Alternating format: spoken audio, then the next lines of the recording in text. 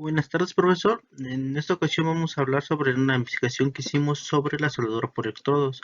Los integrantes del equipo son Marín Rivera Christopher, Meléndez López Oliver y Vázquez Ávila Kevin Uriel. Para empezar, la definición de soldadura por electrodos es: la soldadura por arco con electrodos rebastidos es un procedimiento manual en el que la fuente térmica está constituida por el arco eléctrico, que, disparándose entre el electrodo revestido, soportado por la pinza portaelectrodo, y la pieza a soldar, material base, desarrolla el calor que provoca una rápida fusión tanto del material como del electrodo, como se puede mostrar en esta imagen. Los fenómenos que suceden en la soldadura por electrodos son: el cebado del arco voltaico se realiza por un contacto entre el electrodo y la pieza de trabajo. Durante un fragmento de segundo se produce un cortocircuito entre los dos polos, lo que a continuación permite el flujo de corriente. El arco voltaico arde entre la pieza de trabajo y el electrodo, generando el calor de fusión necesario. El alma del electrodo de fusión y la envoltura de fusión permiten al electrodo proporcionar además la escoria protectora y la campana de gas protector. Los riesgos de la soldadura eléctrica por electrodo son las explosiones, incendio por hiperventilación con oxígeno, electrocución por contacto eléctrico, riesgos derivados de la radiación, inhalación de humos tóxicos, partículas incandescentes y elevadas temperaturas.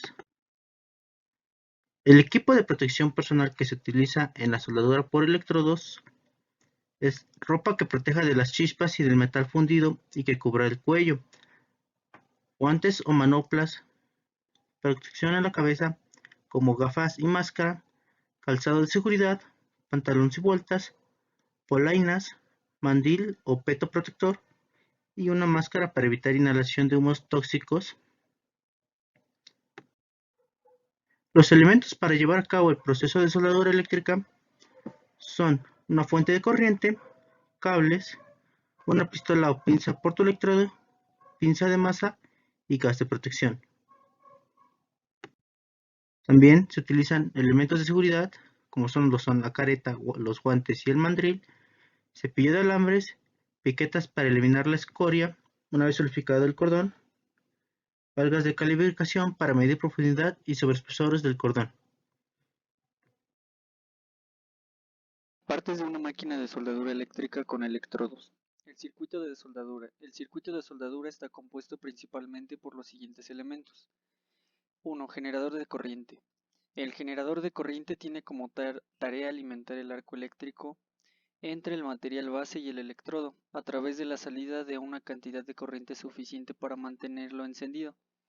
En este caso, la soldadura por electrodo se basa en el principio de la corriente constante, esto es, la corriente distribuida por el generador no debe cambiar cuando el operador mueve el electrodo en la pieza. 2. Pinza portaelectrodo.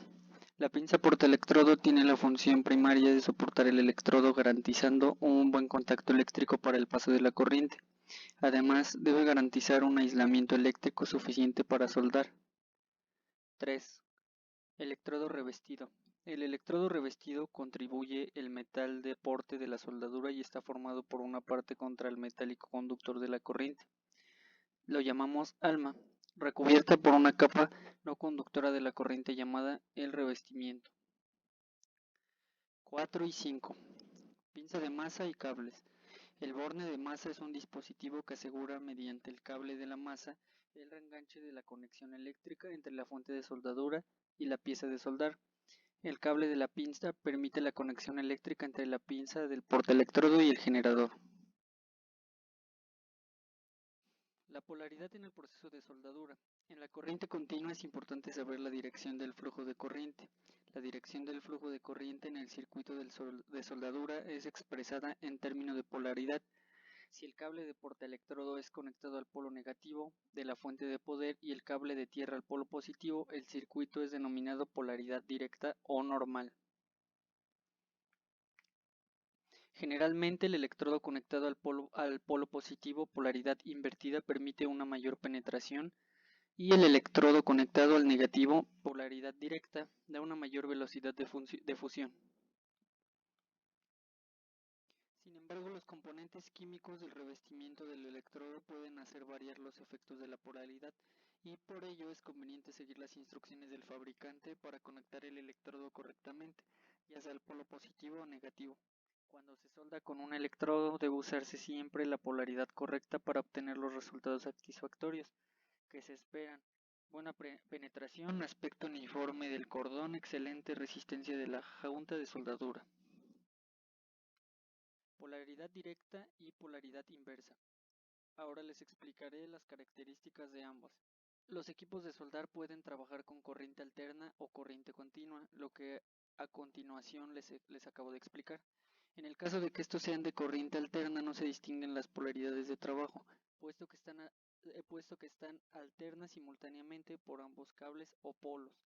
Cuando los equipos de soldar tienen una salida de corriente continua, este sí trabaja con polaridad directa o polaridad inversa. La polaridad directa cuando el cable de portaelectrodos está conectado al polo negativo de salida de la máquina de soldar, y por contrario diremos que es polaridad inversa cuando el portaelectrodos está conectado al polo positivo de salida de la máquina de soldar. Estas dos polaridades, polaridad directa o polaridad inversa, tienen características diferenciadas de trabajo en lo que la penetración se refiere en los cordones de soldadura que realizan. La polaridad directa aporta más calor al material base o pieza y la polaridad inversa aporta más calor al electrodo. Polaridad directa con corriente continua. La polaridad directa aporta más calor al material base, a la pieza, a soldar. La particularidad reside en la circulación de electrones en el circuito. En este caso, los electrones circulan desde el electrodo hacia la pieza. Estos son algunos beneficios de la polaridad directa: menores deformaciones en pieza, mayor avance de soldadura y cordones más estrechos. Polaridad inversa con corriente continua. En este caso, la polaridad inversa aporta más calor al electrodo. Los electrones circulan desde la pieza hacia el electrodo, alcanzando una mayor temperatura que la pieza. Algunos de los beneficios que aporta la polaridad inversa es que consiguen mayores penetraciones con electrodos básicos y estabilidad de arco al soldar con estos electrodos. Este tipo de polaridad no suele utilizarse para soldadura, excepto cuando se solda con aluminio. A continuación les mostraré imágenes sobre la polaridad inversa y sobre la polaridad directa que anteriormente expliqué.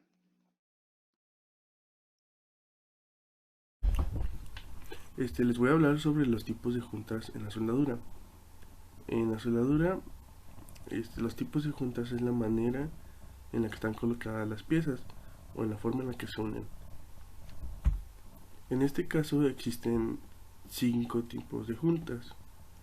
Existen más, pero estas son como las más comunes. Está unión a tope, unión en T, unión a solape, unión en esquina o en ángulo.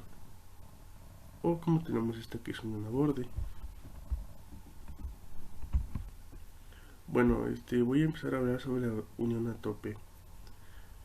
En este tipo de empalme son de dos metales, se unen simplemente colocando sus extremos juntos y luego realizando una operación de soldadura. Estos objetos son casi paralelos y no se superponen.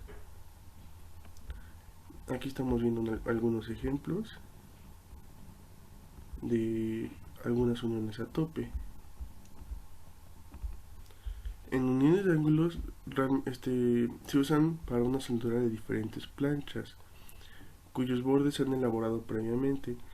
En este caso, las partes para soldar se colocan en un ángulo recto o ya sea en algún otro ángulo, y esto se suelda desde los bordes, desde estas partes, para ser así unido a la pieza que sea deseada.